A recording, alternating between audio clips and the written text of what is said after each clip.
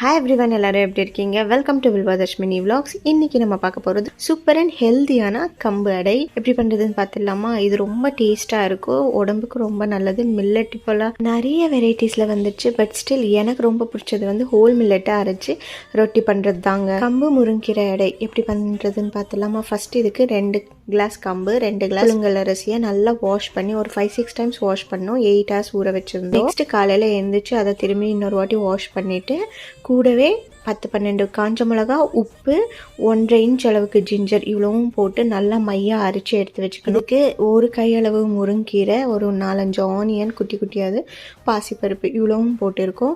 பாசிப்பருப்பை மட்டும் ஒரு 1 hour ஊற வச்சுருந்து ஆட் பண்ணிக்கோங்க. அதுக்கப்புறம் எல்லாமே நல்லா மிக்ஸ் பண்ணிவிட்டு லேசாக துணியில் ஸ்ப்ரெட் பண்ணிவிட்டு சூடான கல்லை போட்டு எடுத்திங்கன்னா சூப்பர் அண்ட் டேஸ்டியான அடை ரெடி ஆகிடும். மறக்காமல் பிரேக்ஃபாஸ்ட்டுக்கு ட்ரை பண்ணிட்டு கமெண்ட்டில் சொல்லுங்கள். தேங்க்யூ ஸோ மச் ஃபார் வாட்சிங். Please subscribe.